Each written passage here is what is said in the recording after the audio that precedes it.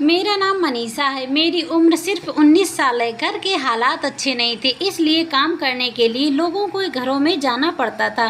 फिर मैं बहुत अच्छे घर में काम करने लगी, जिसकी मालकिन का नाम शिल्पा था। वो बहुत ही अच्छी औरत थी और उनका घर बहुत ही बड़ा और खूबसूरत था। मुझे ऐसे घर बहुत पसंद थे जो काफ़ी पुराने तरीके से बने हुए होते थे।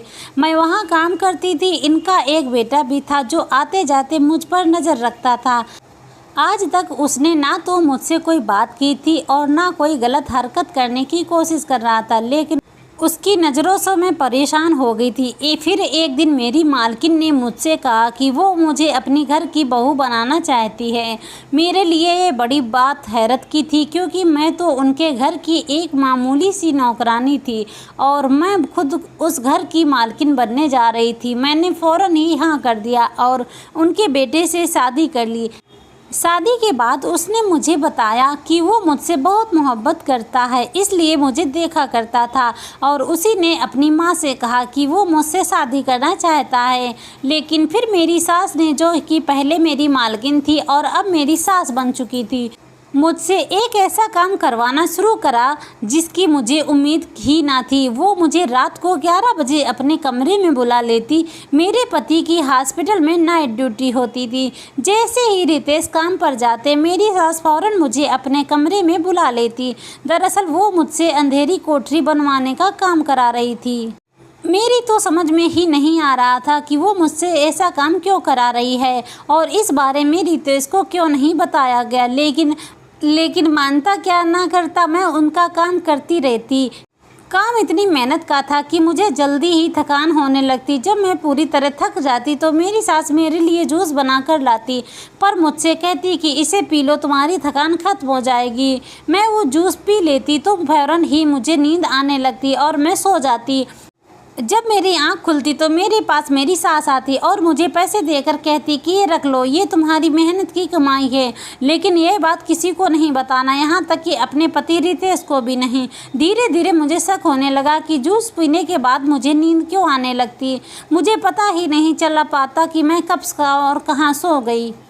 एक दिन मैंने जूस पीने से पहले अपने फ़ोन का कैमरा ऑन करके छुपा दिया और फिर वहाँ जो हुआ वो देखकर तो मेरे रोंगटे खड़े हो गए, क्योंकि मेरी सास ने मेरे बेहोश होने के बाद वहाँ पर एक नहीं बल्कि 4, मैं अपने माँ बाप की एक ही बेटी थी और बहुत ज़्यादा हसीन थी। मेरी माँ लोगों के घर में खाना पकाती थी और मुझसे भी यही करवाना चाहती थी, पर मेरे पिताजी मेरी माँ से कहते थे कि इतनी प्यारी लड़की को अगर किसी के घर काम करने के लिए भेजेंगे तो हर वक्त दिल परेशान रहेगा। लेकिन माँ का ये कहना था कि मैं तो बहुत खूबसूरत थी, मैं भी तो किसी की बेटी थी, तुमने गरीबी में आकर मुझसे ये काम करवाया और अपनी बेटी की बारी आई तो तुम्हारा दिल तड़प रहा है। मेरे पिताजी जब इस दुनिया से चले गए तो माँ ने मुझे भी यही कहा कि तुम किसी के घर में काम करना शुरू कर दो। मुझे एक बहुत अच्छी औरत के घर में नौकरी मिल गई। मैं दिन रात वहीं रहती थी। वह औरत मेरा बहुत ख्याल रखती थी, त्योहारों पर मुझे तोहफे भी देती थी, मेरे कपड़े भी बनवा कर देती थी, साथ ही वो मुझे खाना भी दिया करती थी। जब भी उसके घर कोई आता तो मुझे देखकर पूछ लेता कि क्या ये तुम्हारी कोई रिश्तेदार है, क्योंकि मैं शक्ल और सूरत से बहुत अच्छी थी, इसलिए कोई अंदाज़ा ही नहीं लगा पाता था कि मैं उस घर में एक मामूली सी नौकरानी हूँ। उनका एक ही बेटा था रितेश, जो शक्ल सूरत का तो अच्छा ही था और बहुत हैंडसम भी था और कमाता भी ठीक ठाक था, लेकिन वो मुझे अक्सर देखता रहता था। हालांकि उसने कभी मेरे साथ कोई गलत हरकत नहीं की, ना ही कोई बात की और ना ही कभी कोई गलत इशारा किया, लेकिन उसकी निगाहें मुझ पर ही रहती थी। मैंने उसके कमरे में जाना भी छोड़ दिया था। मैं खाना बना देती और मालकिन से कह देती कि आप खुद ही खाना इसको दे दो। मैं उससे दूर दूर रहने लगी, क्योंकि मुझे ये सब बिल्कुल भी अच्छा नहीं लगता था। लेकिन एक दिन मालकिन की तबीयत बहुत ज़्यादा ख़राब हो गई और उन्होंने कहा कि मैं तुम्हें अपने घर की दुल्हन बनाना चाहती हूँ। ये बात सुनकर मैं हैरान हो गई। फिर सोचा कि शायद बीमारी में आकर उन्होंने इस तरह की बात कर दी होगी, क्योंकि वो काफ़ी समय से बीमार भी रहती थी। उनका घर बहुत बड़ा और पुराना था। इस तरह के घर तो आजकल दिखते भी नहीं हैं और मुझे ऐसे घर बहुत ज़्यादा पसंद हैं। हालांकि यह घर अब भी बहुत अच्छा लगता है। अगली सुबह जब इनकी तबीयत खराब बेहतर हुई तो कहने लगी कि मैंने कल तुमसे एक बात कही थी, मैंने कहा, मालकिन मैंने बुरा नहीं माना क्योंकि आपकी तबीयत खराब थी और इसलिए शायद आपने बीमारी की वजह से ये बात मुझसे कह दी हो। तो मैं इस बात पर वह मुझसे कहने लगी कि मैंने बीमारी में आकर बात नहीं की थी। मैं हकीकत में तुमसे अपने बेटे की शादी करवाना चाहती हूँ।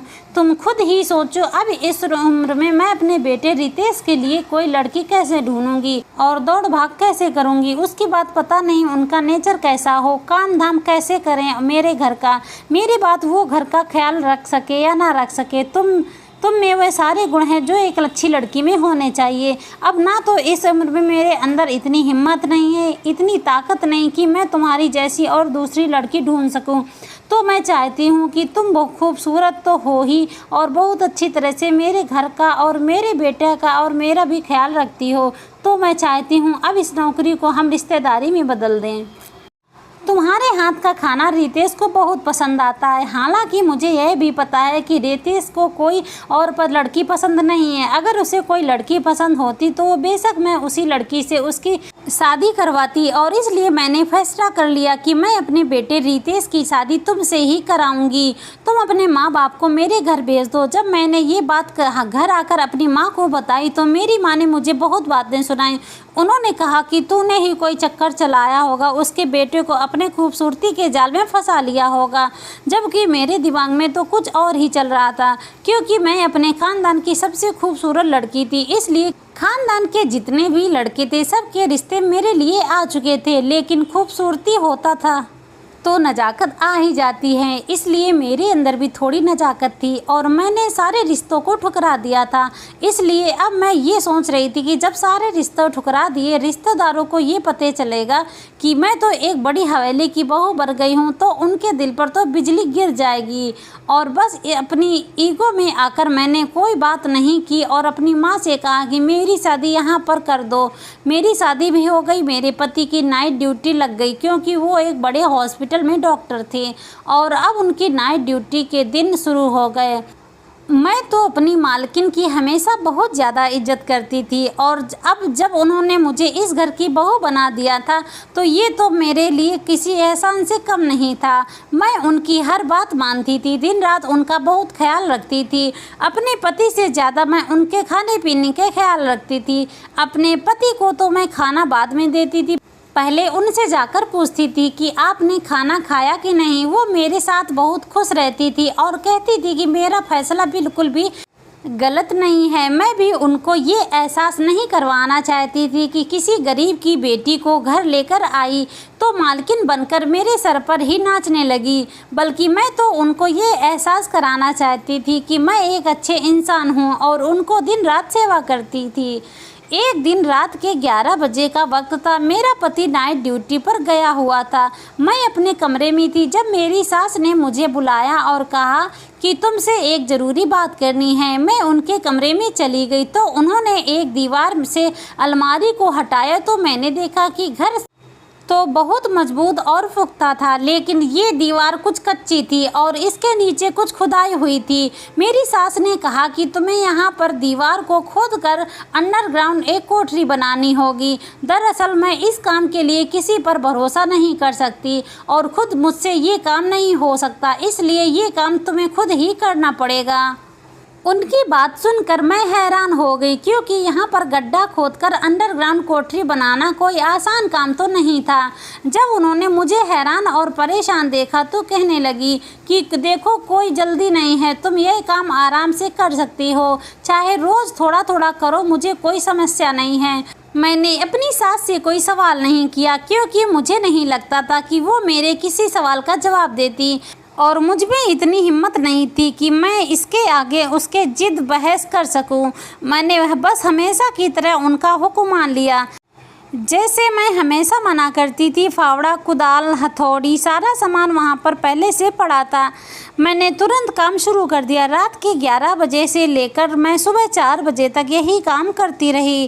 काम बहुत मेहनत का था और मैं पसीने से भीग जाती थी। अभी मैं काम में ही लगी हुई थी कि मेरी सास बाहर से आई। मुझे पता ही नहीं था कि वो कहाँ से आई हैं। बस उसके हाथ में जूस का एक गिलास था। सास ने हाथ में ठंडा ठंडा जूस देकर मेरे मुंह में पानी आ गया। मेरी सास ने कहा कि आज के लिए इतना काम काफ़ी है, ये लो जूस पी लो। मैंने वो जूस जैसे ही पिया उसके बाद मुझे होश नहीं था कि मैं कहाँ थी। जब मेरी आंख खुली तो मैं उस कमरे में एक तरफ लेटी हुई सो रही थी। मैंने सुबह उठकर सास से कहा कि मुझे पता नहीं चला कब आंख लग गई। तभी वो मुझसे कहने लगी कि नहीं नहीं कोई बात नहीं, मेहनत का काम करोगी तो नींद तो आएगी ही, और वैसे भी आज के लिए इतना काम काफ़ी है। उनकी बात सुनकर मैं बाहर जाने लगी। तभी उन्होंने मुझे बुलाया और पूछा कि कहाँ जा रही हो। मैंने कहा कि घर का काम करने। उन्होंने कहा कि आज से तुम्हारा घर का कोई भी काम करने की ज़रूरत नहीं है, क्योंकि तुम इस घर की बहू हो, कोई नौकरानी नहीं। घर के काम करने के लिए मैंने एक लड़की रखी है जो आज 9 बजे आ जाएगी। तुम अपने कमरे में जाकर आराम से सो जाओ। मेरी सास ने मेरे हाथ पर कुछ पैसे भी रखे। मैंने कहा कि जब मैं नौकरानी नहीं हूँ तो आप मुझे ये पैसे किस बात के दे रही हैं। तो इस पर वो कहने लगी कि बेटा, ये पैसे मैं अपनी उस बेटी को दे रही हूँ जो मेरी मदद कर रही है और मुश्किल वक्त में मेरा साथ दे रही है, लेकिन मेरी बच्ची ये बात किसी को ना बताना, यहाँ तक कि अपने पति रितेश को भी नहीं। मेरी सास मेरा इतना ख्याल रख रही थी, वो चाहती तो मुझसे सारे घर का काम करवाती, लेकिन मेरे आराम के लिए उन्होंने नौकर रख लिया, जबकि मैं खुद एक नौकरानी थी और आज कोई और मेरे लिए काम करने वाली आ गई थी। इससे बड़ी और क्या बात होती। मैंने उनको कहा कि मुझे पैसे नहीं चाहिए माँ, और ये बात मैं किसी को नहीं बताऊंगी, लेकिन मेरी सास ने वो पैसे दे दिए और कहा इससे अपने लिए जो तुम्हारा दिल करे तुम वो खरीद लेना, कपड़े, जूते, खाने पीने की चीज़ें, और अपनी माँ को भी शॉपिंग करवा देना, वो भी खुश हो जाएंगी। मेरी सास किस कदर की अच्छी इंसान थी। मेरे दिल में उनकी इज्जत दिन ब दिन बढ़ती जा रही थी। पैसे लेकर मैं कमरे में आ गई। पैसे गिने तो 25,000 से ज़्यादा थे। इतनी तो मेरी तनख्वाह भी नहीं थी। इसके बाद मैं आराम से दोबारा सो गई और मुझे बहुत अच्छी नींद आई। मेरे पति दोपहर में आ जाता था और मैंने उनको ये बात नहीं बताई, लेकिन उसने नोट कर लिया था कि मैं काफ़ी थकी थकी लग रही हूँ। मैंने कहा कि बस ऐसे ही, मैं तो आराम करके थक गई हूँ, क्योंकि माँ ने मेरे लिए घर में नौकरानी रखी है। टाइम इस घर में कैसे गुजरेगा। मेरे पति ने कहा कि इस घर में जल्दी ही छोटे मेहमान आ जाएंगे तो फिर तुम्हारा वक्त अच्छे से गुजर जाएगा। लेकिन मुझे सास की ये बात आ गई। उन्होंने कहा था मुझे कोठरी बनानी है, और ये बनाना कोई आसान काम नहीं था और 2-3 हफ्तों का काम भी नहीं था। इसमें तो बहुत वक्त लग रहा था और मेरा पति ये चाहता था कि मैं माँ बन जाऊँ, तो फिर मैं काम कैसे कर सकती थी। इसलिए मैं बहुत परेशान हो गई। अपनी सास के सामने जाकर ये बात मैंने उनको बता दी। तो इस पर वो मुझसे कहने लगी कि तुम इस तरह बिल्कुल मत होने देना, मैं तुम्हें एक अच्छे डॉक्टर का नंबर देखती हूँ, डॉक्टरी तुम्हें अच्छा मशवरा दे देगी। मैंने उस डॉक्टर से बात की और फिर उसकी बात मान ली। मेरी सास ये चाहते थे कि मैं अभी बच्चा पैदा ना करूँ जब तक कि कोठरी का काम पूरा ना हो जाए। मेरे लिए भी फ़िलहाल ये काम बहुत ज़रूरी था, क्योंकि ये मुझे मेरी सास ने दिया था। फिर अगले दिन मैं अपने माँ के घर गई। उन्हीं पैसों से उनके लिए बहुत सारे सामान लेकर गई। तो वो कहने लगी कि अब तुम सच में बड़े ख़ानदान की बहू लग रही हो। मैंने उन्हें ये नहीं बताया कि ये पैसे मेरी मेहनत के हैं। फ़िलहाल मेरी माँ भी खुश हो जा गई थी। मैं बहुत ज़्यादा थक जाती थी, मेरी जिस्म में बहुत दर्द होता था, लेकिन फिर भी मैं काम कर रही थी। रोज़ मैं ये काम करती थी। मेरी सास जब मुझे बुलाती तो मैं सच में बहुत गहरी नींद में सो जाती थी। मेरी आंखें खिलती तो मेरी सास बहुत ज़्यादा खुश होती थी। वो मुझे पैसे देती थी कि उनके पास रोज़ अपने लिए भी पैसे होते थे, और वो पैसे किसी अलमारी से या पर्स से निकाल कर मुझे नहीं देती थी, बल्कि उनके हाथ में पैसे होते थे। उसमें से थोड़े पैसे वो मुझे देती थी और बाकी अपने पर्स में डालकर रख लेती। दिन इसी तरह गुजर रहे थे। शुरुआत में मुझे ये सब काम करने में बहुत मुश्किल होती थी, लेकिन अब धीरे धीरे मेरी थोड़ी आदत पड़ गई थी। एक दिन मैं अपने पति के साथ में बैठी थी कि अचानक मुझे मेरे पति से के चिल्लाने की आवाज़ आने लगी।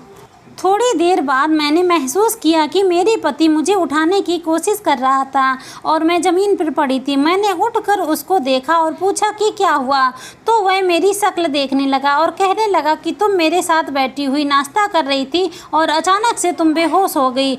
मैं तो डॉक्टर को बुलवाने ही वाला था कि तुम्हें इतने में होश आ गया। मुझे ये बताओ कि कोई दिक्कत तो नहीं?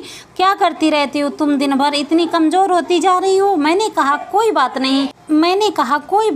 मेरी सास ने कहा था कि इस बारे में अपनी पति को भी कुछ नहीं बताना, इसलिए मैंने अपने पति को भी नहीं बताया। लेकिन अब इस काम से मैं तंग आ गई थी। ठीक है कि मैं शादी से पहले उनके घर की पर नौकरानी थी, उन्होंने मुझे सर का ताज बनाया, लेकिन अब तो मैं इस घर की बहू थी। अब यह काम किसी और से भी करवा सकती थी। इससे तो अच्छा था कि वो मुझसे सारे घर का काम करवाती। काम करने की आदत थी, पर इस तरह वो वाकई मेरी सेहत बहुत ख़राब हो रही थी। आंखों के नीचे काले गड्ढे पड़ रहे थे और मेरी सास की हरकतें मुझे शक में डाल रही थीं कि मेरी सास मेरे लिए जूस क्यों लेकर आती थी और मुझे जूस पीकर ऐसे नींद क्यों आ जाती थी जैसे मैं बेहोश हो गई हूँ। मुझे कुछ याद क्यों नहीं रहता था? मुझे अपने कमरे में भी जाना याद नहीं होता था। मैं उनके कमरे में ही सोफे पर गिर के सो जाती थी और सुबह वापस अपने कमरे में आती थी। मेरी सास ने मेरे लिए बहुत कुछ किया था, लेकिन मुझे फिर भी ये जानना था कि वह मुझसे अपने ही घर में कोठरी क्यों बनवा रही थी। मैं अकेली लड़की पूरी कोठरी कैसे बना सकती थी जिसमें कोई बैठ सकता था? ये घर काफ़ी पुराना था। इस तरह से यहाँ पर खुदाई कराकर कोठरी बनाना कोई अच्छी बात नहीं थी। इस घर की दीवारें पुरानी हो गई थी और कभी भी गिर सकती थी। मेरी सास को ये सब करने की क्या ज़रूरत थी? मेरी सास ने तो मुझे बच्चा पैदा करने से भी मना कर दिया था और मेरा पति बच्चे के ख्वाब देख रहा था। वो मुझसे कहता था कि बच्चा पैदा करना है ताकि इस घर में एक छोटा सा नन्हा सा मेहमान आ जाए, हमारी ज़िंदगी शुरू हो जाए। जब तक मेरा कोठरी बनाने वाला काम खत्म नहीं हो जाता, मैं बच्चा पैदा नहीं कर सकती थी और पता नहीं ये कब खत्म होना था। मैंने सुना था कि पुराने ज़माने में जब कोई लोग इस तरह का काम करते थे तो उन्हें कई साल लग जाते थे। अगर वाकई ऐसी बात थी तो क्या रोज़ मुझे इतनी ही मशक्क़त करनी थी? मैं इतनी बुरी तरह से पसीना पसीना होकर थक जाती थी। मेरी हालत बहुत बुरी हो जाती थी। जब मैं गिरने लगती थी तब मुझसे मेरी सास कहती थी कि अब तुम आराम से बैठ जाओ और जूस पी लो। कभी खुद नहीं पीती थी, हालांकि उनको कोई बीमारी नहीं थी कि वो जूस पी सकें, मगर मैं फिर भी उनकी सारी बातों को नज़रअंदाज करती रहती थी और सोचा करती थी कि चलो काम है तो ख़त्म ही कर देती हूँ। मेरी सास ने मेरी सारी ज़िंदगी संवार दी है। अगर बदले में मैं उनके लिए एक बड़ा सा काम कर दूँ तो कभी ज़िंदगी में मैं उनको यह कहने के काबिल तो हो जाऊंगी कि मैंने भी आपके लिए कुछ किया था। मैं एक दिन अपनी माँ के घर मिलने आई हुई थी कि मेरी तबीयत अचानक से ख़राब हो गई। वो मुझे डॉक्टर के पास ले गई। मेरी माँ का कहना था कि खुशखबरी है, तो मैंने माँ को कहा कि कोई खुशखबरी नहीं है, मुझे लगता है कि मैं कमज़ोरी की वजह से बेहोश हो गई थी। लेकिन जब डॉक्टर के पास गई तो उसने ऐसी बात बताई कि मेरी कदमों तले से ज़मीन निकल गई। डॉक्टर ने कहा कि आप माँ बनने वाली हैं। मैं हैरान रह गई क्योंकि मैंने तो डॉक्टर से पूछकर वो सब कुछ कर रखा था जिससे मैं मां नहीं बन सकती थी। फिर मेरे साथ ऐसा कैसे हो गया? और अगर मेरे साथ हो गया तो फिर मुझे यह काम नहीं करना था। क्या ये बच्चा मेरे पति का ही था? ये बच्चा मेरे पति का नहीं था तो फिर किसका हो सकता था? लेकिन मुझे किसी की बात की कोई समझ नहीं आ रही थी। मेरा दिमाग घूम रहा था और मेरी माँ मुझसे कहने लगी कि अब तो इस घर में तुम्हारे कदम और भी ज़्यादा मजबूत हो जाएंगे और तुमने ऐसा मुंह क्यों बना रखा है जैसे ना जाने क्या हो गया हो। तो मैं माँ से कहने लगी, माँ ऐसी कोई बात नहीं है, बस ऐसे ही थोड़ा घबरा रही हूँ। इस पर माँ ने कहा कि कोई बात नहीं है, सबके साथ ऐसा होता है, पहली बार की बात है, दूसरे बच्चे में आदत हो जाएगी। मुझे कुछ समझ ही नहीं आ रहा था कि पति को क्या बताऊं और घर में अपनी सास से क्या बात करूं। इसके बाद मैं अपनी माँ के घर से अपने घर वापस आ गई। मेरे सामान में डॉक्टर की रिपोर्ट रखी थी और मेरे पति ने वो रिपोर्ट देखी तो आज ही की थी। वो मुझसे कहने लगा कि तुमने मुझे अभी तक क्यों नहीं बताया कि तुम माँ बनने वाली हो। तो मैंने उनसे कहा कि आज की ही तो है, कौन सा महीना भर पुरानी है। ये बात सुनकर वो बहुत खुश थे। उन्होंने ना आओ देखा ना ताव देखा, बात सीधा अपनी माँ को बता दी। मेरी सास मुझे हैरान होकर देखने लगी और फिर मुझे मौका मिलते ही कहने लगी कि ये मैंने मना किया था ना, तो फिर ये सब कैसे हुआ? तो मैंने उनसे कहा कि मुझे डॉक्टर ने जो जो कहा था मैंने वैसा ही किया, लेकिन पता नहीं ये सब कैसे हो गया। पर वो बहुत ज़्यादा परेशान हो गई और मुझे कहने लगी कि आज की रात वह काम करने के लिए मुझे नहीं बुलाएगी, क्योंकि उनको पता है कि मैं मां बनने वाली हूँ और ये दिन बच्चे के लिए कितने ज़रूरी होते हैं। लेकिन मैं हैरान थी क्योंकि मेरी सास ने मुझे बुला लिया और मैंने उनसे कहा कि क्या मुझे ये काम करना नहीं चाहिए, मैं इतनी मेहनत का काम करूंगी तो मेरे बच्चों को कुछ होना चाहिए। सास ने कहा कि ऐसा कुछ भी नहीं होगा, तुम आराम से काम करो। उनके मुंह में ये बात सुनकर मैं हैरान थी कि मेरी सास को मेरी कोई परवाह नहीं थी। उसने आज भी मुझसे काम करवाया था। अब मेरे दिमाग में खतरे की घंटी बजने लगी थी। मेरी सास मुझसे ये सब क्यों करवा रही थी, मुझे कुछ समझ नहीं आ रहा था। अभी तक कोठरी इतनी भी नहीं बनी थी कि एक आदमी उसमें छुप सकता हो। मुझसे इतना सारा काम नहीं हो पाता था, लेकिन मैंने सोच लिया कि मुझे क्या करना है। मैंने अगले दिन एक काम किया और दिमाग में एक प्लान बना लिया। जूस पीने से पहले मैंने अपना फ़ोन ऐसी जगह पर छुपा दिया कि जहां से मैं खड़ी हुई साफ नज़र आ रही थी और कैमरा ऑन कर दिया।